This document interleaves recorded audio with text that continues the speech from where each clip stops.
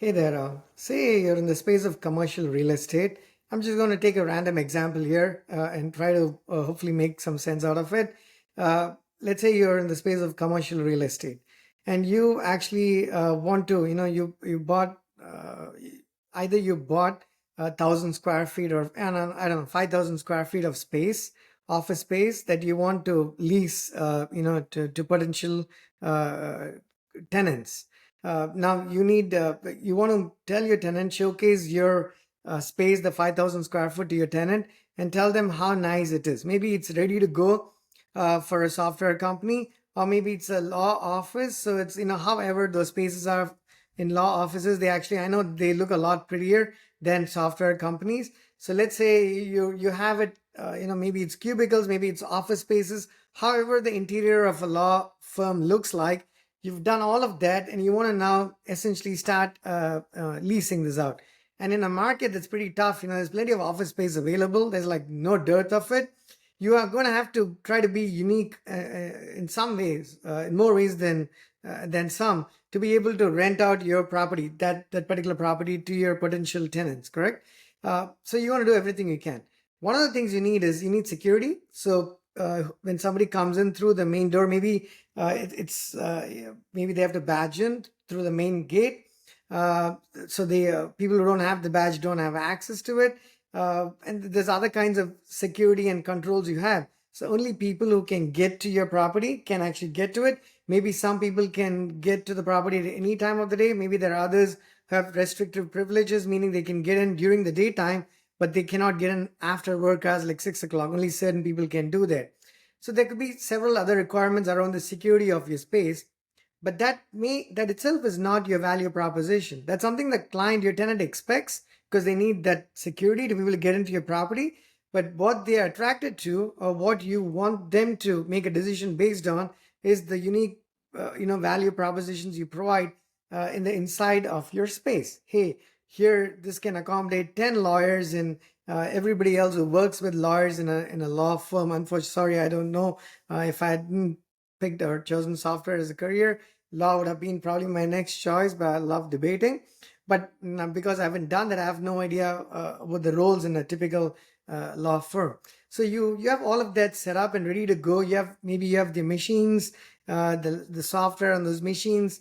I'm sure you're going to, the law of, you're not actually as somebody who's renting out your space. I doubt you actually handing lawyers out machines, which probably they're going to bring their own machines.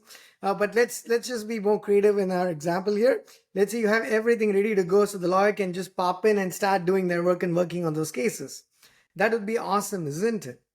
It'll make them very productive because the lawyer can actually get to the civil or criminal or whatever cases they are working on right away and not have to worry about everything else that needs to be ready to go in this hypothetical example, if you will. So the access control, going back to it, was not something you're trying to prove to your client because they expect that, obviously going to rent your place if everybody can walk in at any time and it's highly insecure. But with that said, it's not something that's unique to your organization. Uh, Other offices, other properties in that same building probably use that same security, and the expectation is not going to be any different. Not nearly as much, at least. So hopefully you get the idea behind what I'm trying to say here. Take that problem to a software organization. Somebody's building software. You're building software for your own product company, or you're probably building something for your for your client because you're a managed services provider. Somebody came to you for help and you're like, if sure, I can help you build the software, and you're going to get started with it. They present a problem to you, and one of the things you need to do is you need to have access control. Now, you can take the time, understand the requirements, go the whole 9 yards, and build a very rich back-end access control system. Even though that's not the core problem you're trying to solve either for yourself or for your customer or for your client, because they're trying to, I don't know, do something else entirely, right? Maybe they're building software for a law office. Since we're talking a law firm, let's just go with that example. Maybe you're building a mobile app or web app or some service for a law organization, for a law company. Your interest is in building the features around that firm's requirements, but access control is one of those implicit requirements. You need to have that. Do you want to take the time and spend the money, hire the people, and go the whole, run the gamut, and actually making that happen and almost wasting time, your team's time, your company's time, your client's time, because that's not a unique problem, not the access control part of it. You want to see if there's other systems and providers who provide, give this to you out of the box. So all that you have to do is integrate those systems, and you can keep your focus and energies on building the software that's very specific to your client's problems, or to your product, to your company's domain, so you can go to market as soon as you can.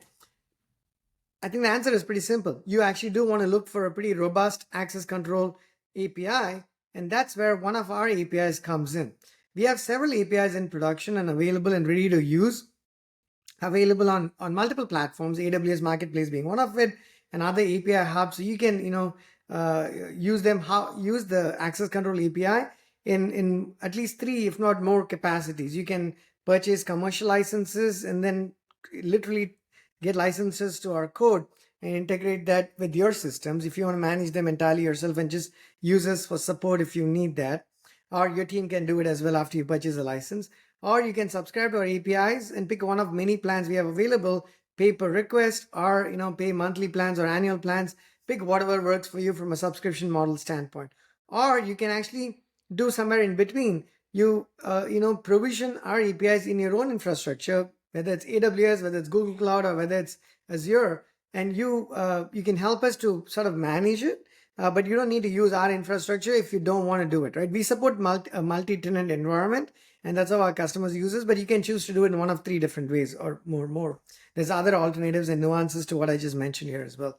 But that's all you need to do, right? And it takes like no time to get this done, and especially if you get an API key and a subscription, within the next 10 minutes, your team can actually start building their services for that law firm and implement what's specific to your requirements and not worry about ACL, because our access control API has support for custom privileges, custom roles, which is essentially a bag of privileges put together, has support for just assigning these roles and privileges in any combination you want to a member, or it has an option, it has endpoints available where you can actually assign these roles and privileges to teams. A team is just a collection of members.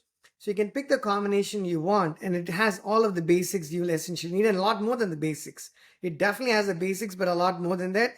It has, endpoints. I'm just, you have to look up the Postman collection to see exactly what that list is. There's a fair number of endpoints. But you can ask something like, hey, does Krish have privilege to enter this property, this building, between 6 to 9 p.m.? You could have created a custom privilege or a role that granted certain people, certain members or teams that particular access. And once that has been granted, you can then check to see if this user, this member, Krish, does he have the necessary access to get into the property in those windows. Now imagine implementing these, to the requirements of your client, and then getting started with everything else you need. You're going to spend a lot of time actually getting this to work. It's not the simplest of things to do. So you want to leverage these server-side components. Trust me, it's a lot easier to actually build, in my opinion, given that we've done both components on the web, like React components, because the diamond isn't available, but building reusable components that are microservices, truly microservices, not just for the sake of calling something a microservice, independently runnable systems that are deployed on the server side for you to integrate. It's not simple to create them. It's going to take a fair bit of energy and time and effort and the skills to actually create those APIs.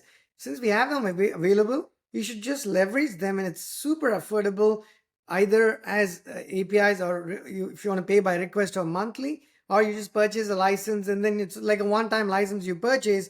Of course, if you want more upgrades, and as we keep improving those APIs, you want to come back for upgrades. But short of it, you can purchase the license and then you'll be good to go. If you're a managed services provider, just imagine the time this is going to save you. Maybe you're working on a fixed price contract, so you don't actually, the client doesn't care. The problem is solved, you're going to get paid. And why would you want to take 3 months or 6 months to build these systems when part of those systems are actually readily available, and all that you have to do is do the mapping between your client's requirements and some of our terminologies, which are actually pretty standard, to be honest. Roles, members, teams, and teams, members, roles, and privileges is pretty common terminology, isn't it? At least for this API. Some other APIs could have terminologies that are slightly more specific and more generic. So you have to do a certain element of mapping. It's very straightforward, but you still have to kind of spend a couple of hours in understanding what the terminologies are. But with the access control API, there's really not a whole lot that's even specific to when it comes to terminology specific to Snowpal, because we're using standard, really standard access control terminologies. So definitely check out our API. There's a 2-week free trial as well. You can go subscribe to it, play with it, have your product team take a look, have your dev team take a look at it, and see how that works for you. And if you have any specific questions, don't hesitate to reach out to us, and we can always make some adjustments. And if you have more specific needs, we can take our API and add some more features or enhancements on top of them in real quick time to make it sort of customized for your specific needs. Right? So the next time you are thinking about reinventing the wheel from an access control standpoint, think again before you end up coding to what you actually probably shouldn't be doing and simply be leveraging what we offer out of the box. That's about it. Talk to you soon. Thanks.